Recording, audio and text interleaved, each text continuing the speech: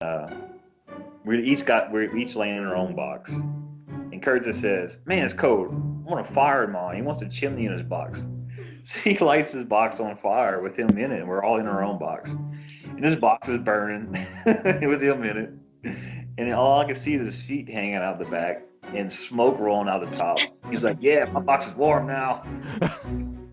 Well, how does this story end? The next victim is Kurt Cunningham, who was 23 years old, also of Uma. He was found again in one of these drainage canals and about 50 feet away from a highway. This is another instance of just discarding the victim. And so here at Real Crime Profile, we're glad we had an opportunity here to give these victims their voice back.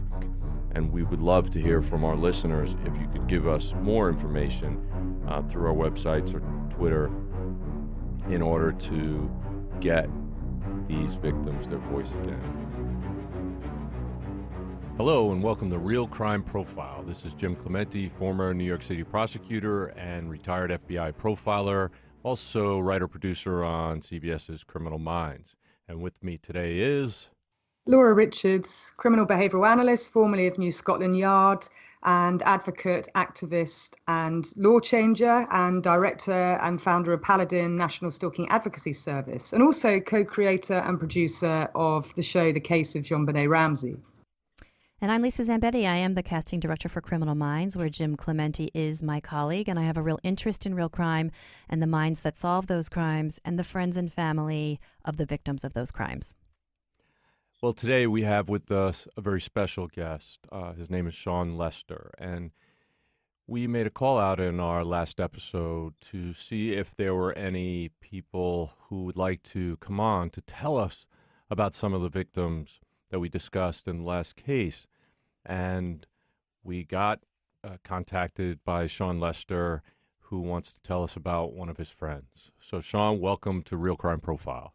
Thank you.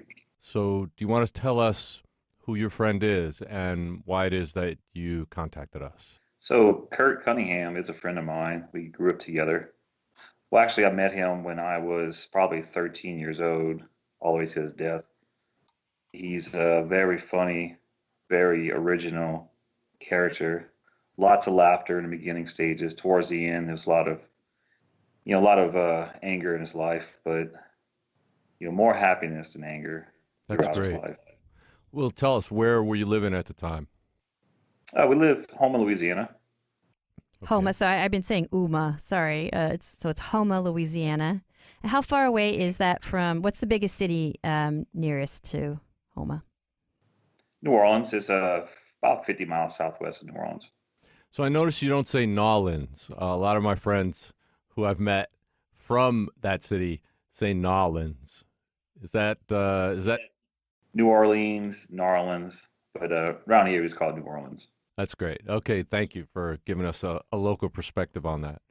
So, and at the time, was Kurt going to school with you? How did you guys meet? So he was in foster care, and he didn't go to school with me, but I had a friend bring him to school to give him some food one day.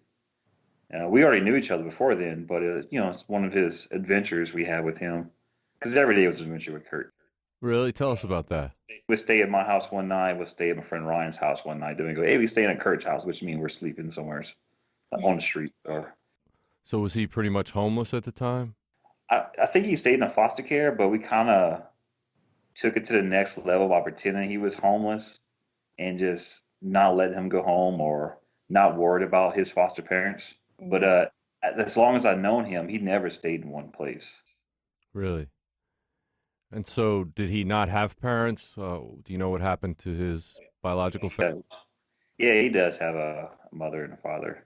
His mother died a few years back. And what do you know what the situation was that put him in foster care? No, I do not know. His brothers were there too. He has a pretty big family, brothers and sisters. I want to say 3 older brothers and 3 sisters.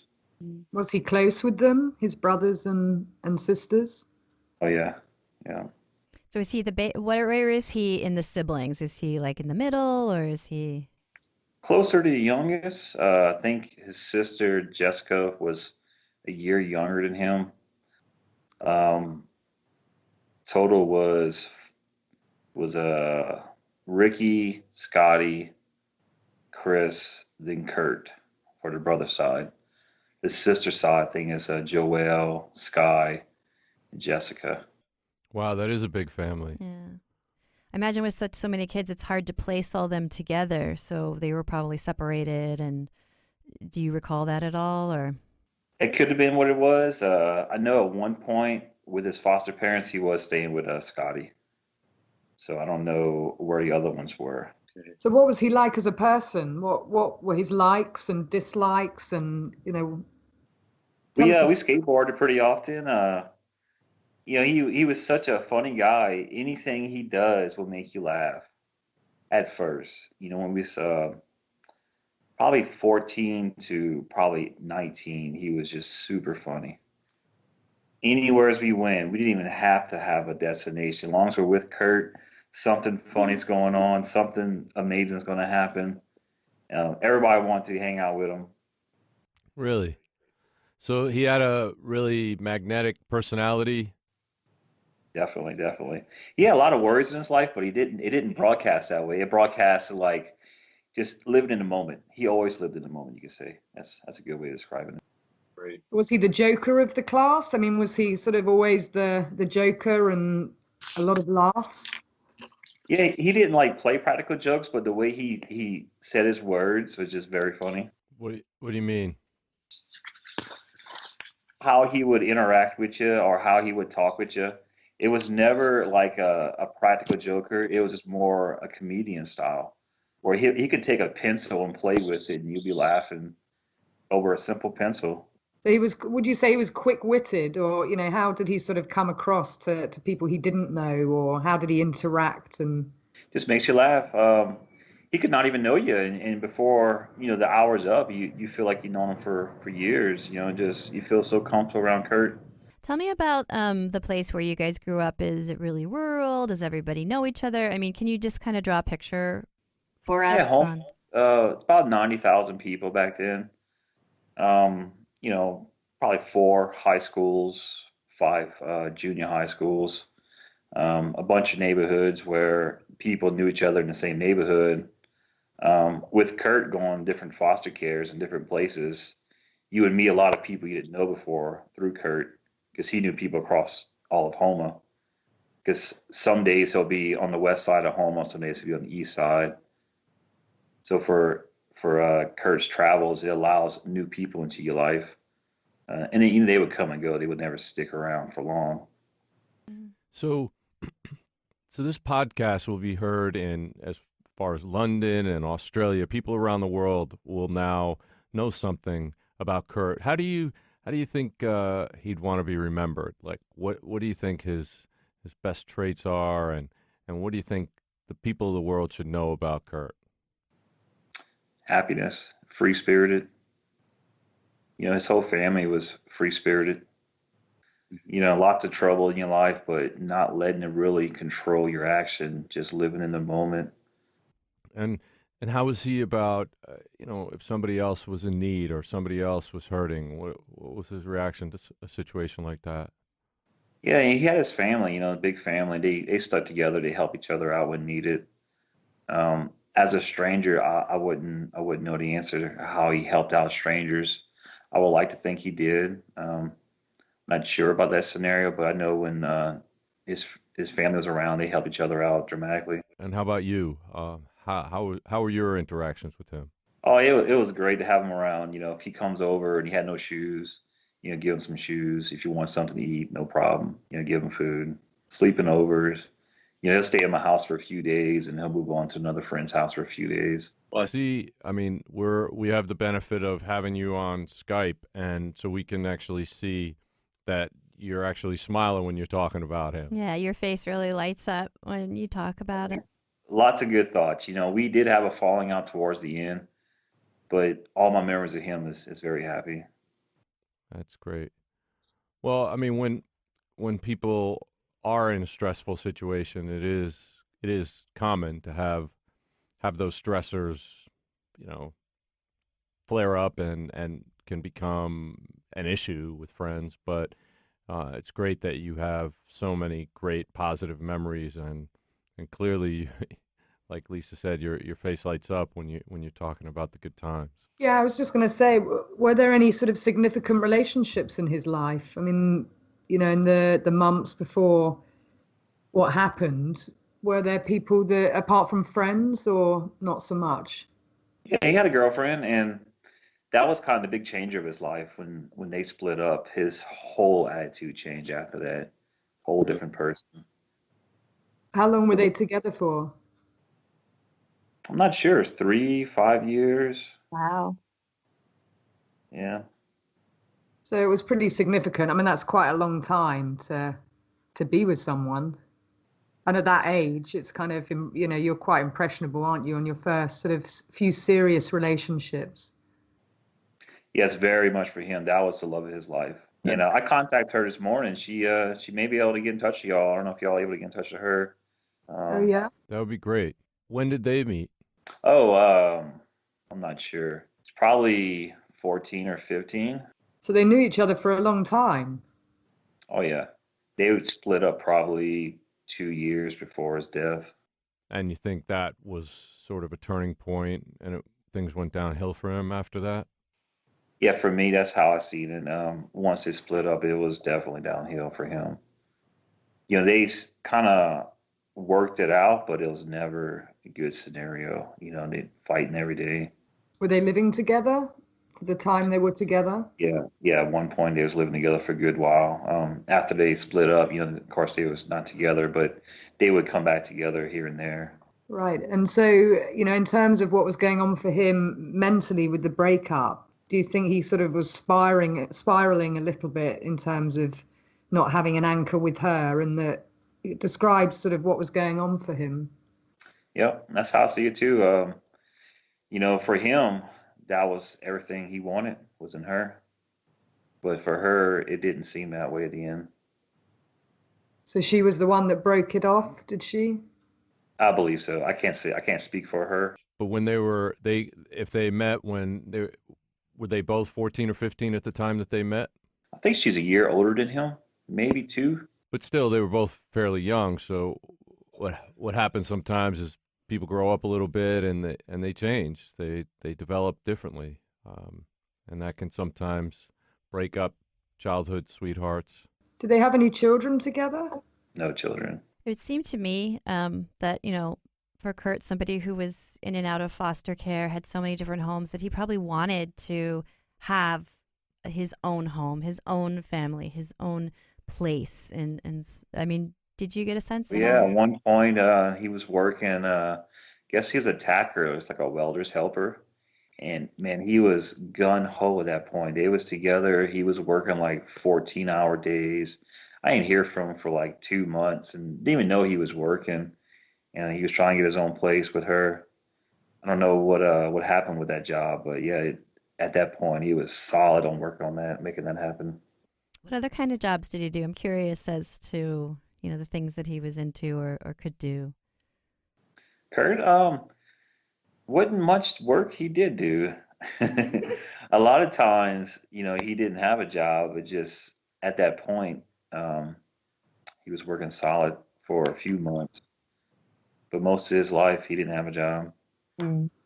Can you describe sort of, Shawn, what was happening at the time and give us a sense of, when we've looked at this case, it just seems incredible that so many young men were targeted and killed, and yet very little seemed to be being done about it. What for you was kind of going on? What perspective can you share of being there at the time?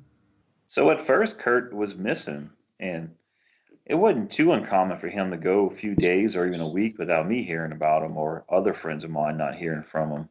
But when they discovered his body, it was a shock, definitely a shock. But before that happened, with the whole way of him living was in and out of places. So it was very uncommon for him, or I mean, very common for him to go so long. Um, but I'm not sure exactly what was going on in his life those last few weeks. When did you first hear about the fact that there may have been a serial killer operating in the area? I would say after his death. It wasn't before. Or if it was, it wasn't news to me. It may have been on the news and I just didn't think about it or care about it. But after one of your friends dies from that, it definitely gets your attention. So what did you learn then at that point?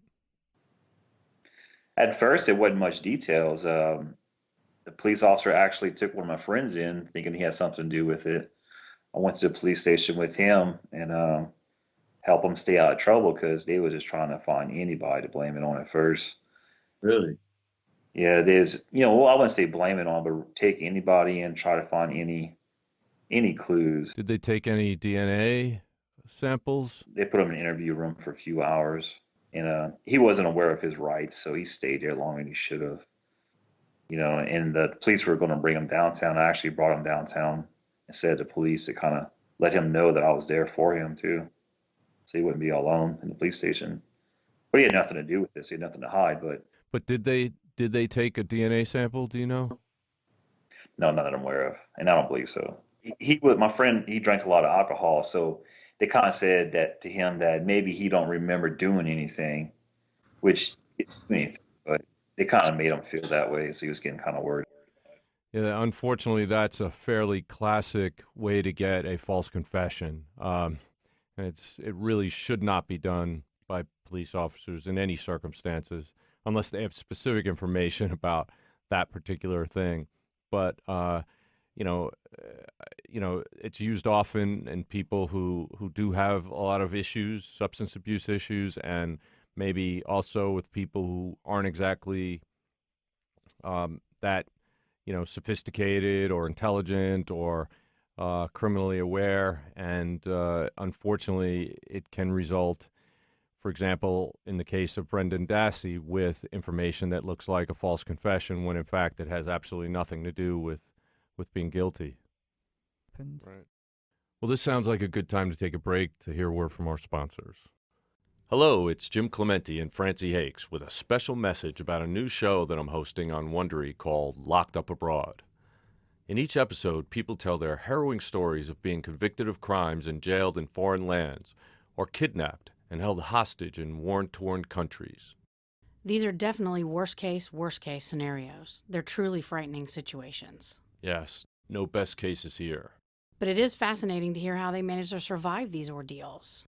In the first episode, Midnight Express, Billy Hayes tells us about being imprisoned in Turkey for smuggling hashish. Oliver Stone even made a movie about it. But that was the movie. This is the real story.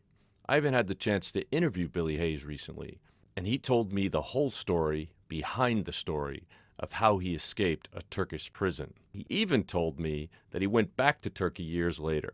You have to hear his story to believe it. And now, in his own words, here is Billy Hayes.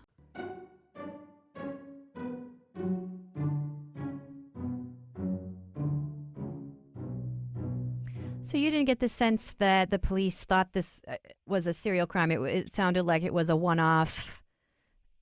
I don't know. He got into a fight with somebody, or it was for money, or for something else. Is that the impression you got?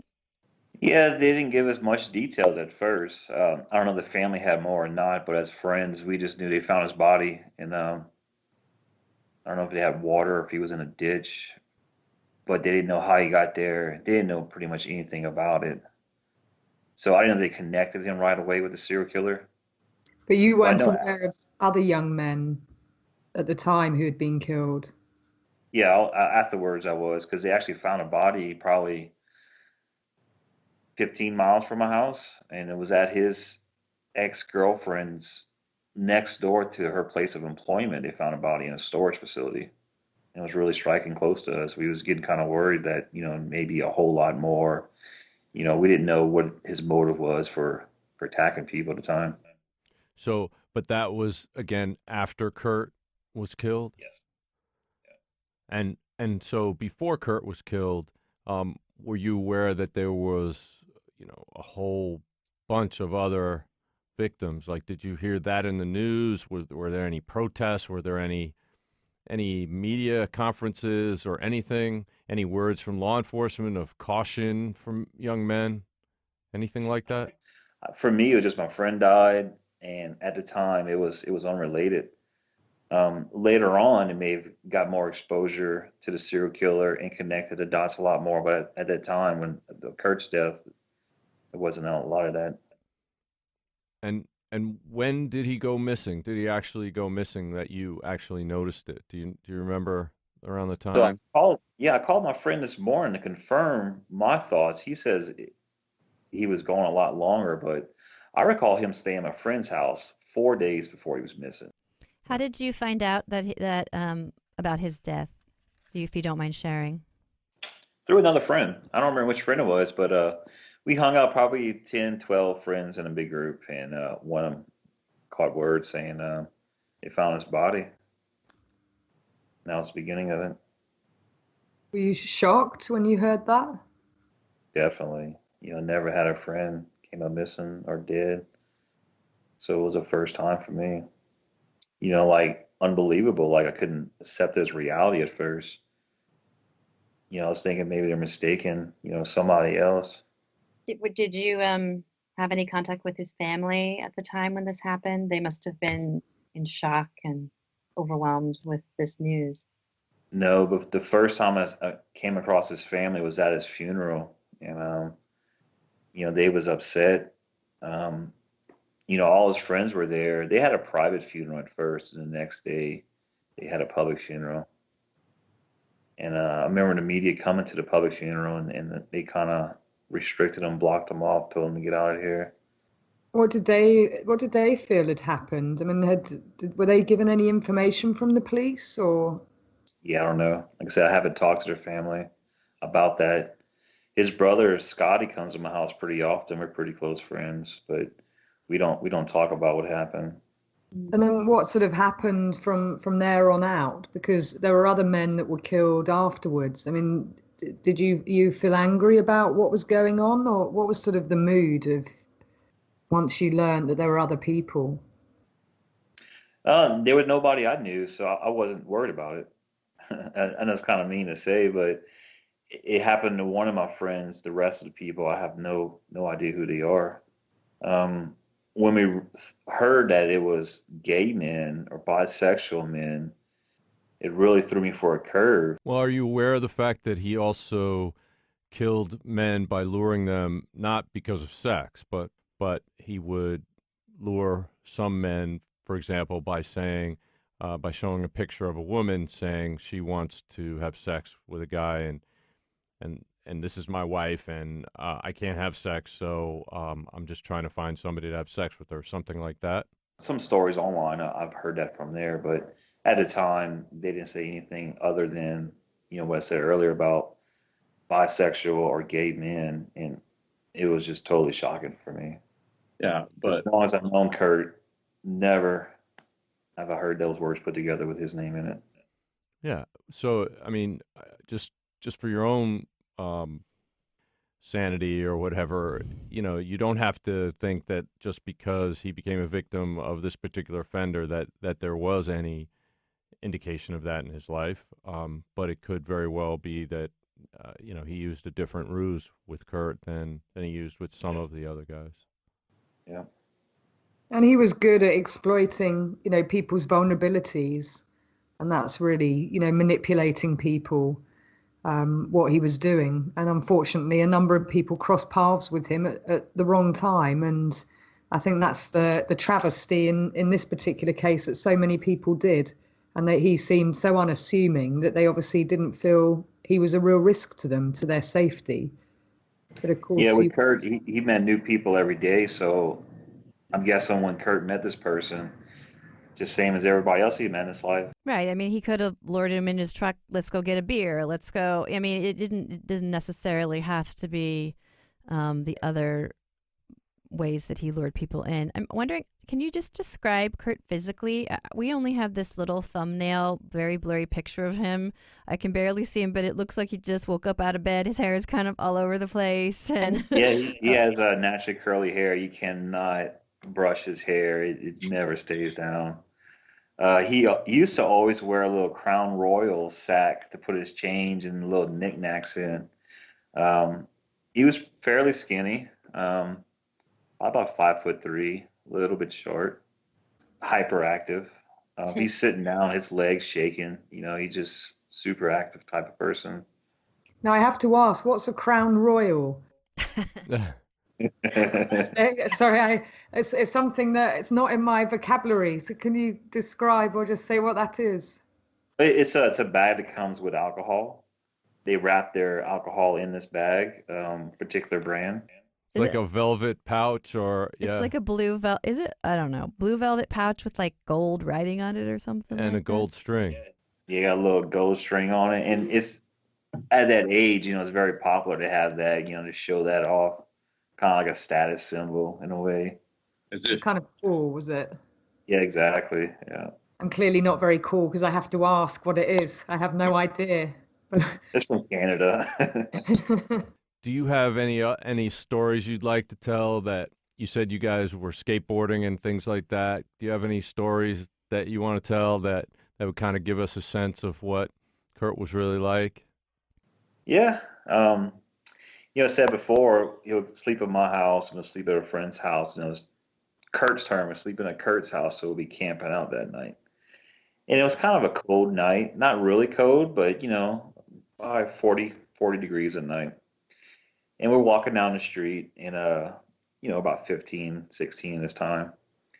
We found some cardboard boxes and refrigerator boxes. We each had one. And we're carrying on side of this busy highway. And I'm carrying mine all carefully, and my friend Ryan's carrying his all carefully. And Kurt just throws his on his head, like he's in the box walking down the street, and all you see is his feet. And we were right next to this busy highway, and you can't see cars coming. You can hear them, and you can see the lights. And he's just being so careless of being him, just so funny. And he's just like, "Yeah, I got this. Don't worry." And we just walk into the woods.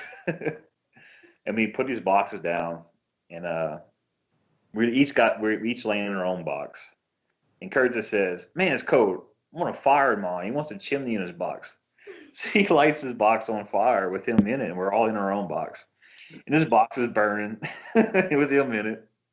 And all I can see is his feet hanging out the back and smoke rolling out the top. He's like, "Yeah, my box is warm now." Well, how does this story end? Sounds pretty I don't risky to me. He set himself on fire. Yeah, I don't remember the box burning out completely, but it was, I don't know, it was just so funny just seeing his feet hanging out the end and the smoke rolling out, like thick smoke rolling out. He's just like laughing. "Oh, it's so warm in my box." Wow. Well, that is a great story to tell. That gives us everything we need to know. And that was Curtis. I remember him before he broke up with his girlfriend. Every moment was like that. It's just so funny. And you can just take the simplest thing, and with Kurt, he has everybody laughing. Yeah. Yeah, I have a friend like that too, and I always say wherever Kenny goes, that's where the party is, because you literally don't need anything else but him, and he'll find a way to be cackling out loud and getting everybody else laughing. It could be the most, boring set of circumstances, but when he was around, we always had fun. Definitely, that's how Kurt was, definitely. Well, we want to thank you so much for doing this. I mean, I really want to thank Ashley, your girlfriend, who I guess is a fairly regular listener. Ashley, you there? She's filling up the water right now. Ashley? Yes, I am obsessed. So when I heard about this, I was super excited because I wondered why nobody had talked about it. And I knew that y'all would talk about the victims and not the killer. So I was very excited. Thank you. Well, and we really appreciate that you understand where our perspective is, because there's so much. You can go online or on TV and see so much about the bad guys, and we are just dedicated to giving the victims a voice, because both Laura and I, throughout our careers, that has been our motivating factors. And I remember when I started writing on Criminal Minds, and also many times over the last 12 years that they would say, what about this serial killer or that serial killer? They'd throw out names, and I'd be like, I have no idea who you're talking about. They're like, what? He's like the most famous serial killer. And I said, no, I don't have any idea. I said, who did he kill? Because those are the people I know. Those are the people I care about. When we arrested the guy, I forgot about him in 5 minutes. I didn't give him any more space in my head. But the victims I try to remember. And I think that's a really important thing. And it's one of the reasons why we're doing this podcast to begin with. Well, and I'm so glad. Like when I first moved or started working in Homa, I read about it, and I spent probably a year trying to find out about the victims, and there's nothing. Yeah. I mean, it's heartbreaking. Yeah, there's nothing about these people. They were treated like not equal, second-class citizens, not worthy of anything, any media attention, any protest, or any concerted effort on the part of law enforcement, and that really pisses me off. And you know, it doesn't actually undo the damage or bring them back, but we are very happy to be able to at least give them a voice again, so that people remember them for who they were. And that story you just told us was not only was it hilarious, but dangerous, but also very, very illuminating about what Kurt was like. And again, you know, I could see the your face light up and you're smiling when you're talking about him. It's clear that you still have, you know, him in your heart. Yeah, you know, and he's now, still your friend. Yeah, and now many of our listeners will you know, feel that too, and make him a real person and not just a name on a list. So thank you, Ashley, and thank you, Shawn, for describing your friend. And, you know, we really do want to make sure people are seen as people and humans, and that they lived a life before they sadly were brutally killed by someone who does not deserve our airtime. Right. So you have to live with this every day. You know, we don't, but we do want to make sure that we redress the balance as much as we can. So I really appreciate talking to you, zoning in from London to LA to New Orleans. So thank you. And we're hoping that it also encourages other people to come forward to talk to us, because we'd really like to hear about the other victims who are still out there without any information about them. And that hurts us. We don't want that to happen. We want to give people a voice. So if you have any friends and any of our listeners who are out there, if you know anybody who does know any of these victims, in this case or other cases that we've talked about, we'd love to talk to you. And we really, really appreciate it, Shawn. We cannot thank you enough. And I know if Kurt's looking down at you, he's probably, you know, raising hell in heaven. And he's so glad that you talked about him and did him justice. So, you know, thank you so much. Yeah, and you gave him so eloquently a voice when his voice was taken away. So I'm sure he's up there smiling down on you in his cardboard box and smoking chimneys and thinking, thank you, my friend, for doing me proud. And that's really what we want to do, is just give colour and life to the people and honour their lives. And part of it is learning from what happened to them as well, educating people. So we really thank you for your time and sharing your friend Kurt with us. So we really want to thank you, Shawn and Ashley. We really appreciate you being here today, and we will always remember Kurt now. Yeah, thanks for having us. All right, guys, have a good day. Signing off on Real Crime Profile. So if you want to help us out on the show, please can you go to wondery.com/survey and complete the little survey about us. And it shouldn't take more than 5 minutes. You can even do it from your phone. So that's wondery.com/survey. It will take you just a few minutes to complete, and it will really help us out, giving us some more information about you and why you listen to Real Crime Profile. So if you enjoy our podcast and would like to support us, there are a couple of important things you can do. First, you can go over to iTunes and give us a positive 5-star review. You can check out our sponsors and take advantage of the special promotions for Real Crime Profile listeners. You can go over and like our Facebook page, and you can follow us on Twitter. But most importantly, you can share our podcast with friends, family, and anyone you know would be interested in real crime and the minds that solve those crimes. So thank you for listening. Real Crime Profile is produced and edited by Paul Francis Sullivan. Sound engineered by Terrell Parham. Music composed by Simba Tsumba. Logo art by Jim Clementi. Real Crime Profile is produced by XG Productions and distributed by Wondery. For advice and support if you're experiencing stalking in the UK, you can contact Paladin National Stalking Advocacy Service on 0203 866 4107, or you can go on the website www.paladinservice.co.uk. If you're experiencing domestic violence, call the National Domestic Violence Helpline free phone 0800 2000 247. In the US, if you're experiencing domestic abuse and need advice, safety, shelter or counselling, call Genesis, the 24-hour hotline, 214-946-4357, or go on their website www.genesisshelter.org or the Domestic Violence Hotline on 800-799-7233. If you're a regular listener to the show, you know we have great brands like Blue Apron, Audible, and Casper advertising with us, and they keep coming back because our listeners really respond to them, which we're really thankful for. Well, if you happen to own a business or manage the advertising buy for one, then you should consider advertising on Real Crime Profile.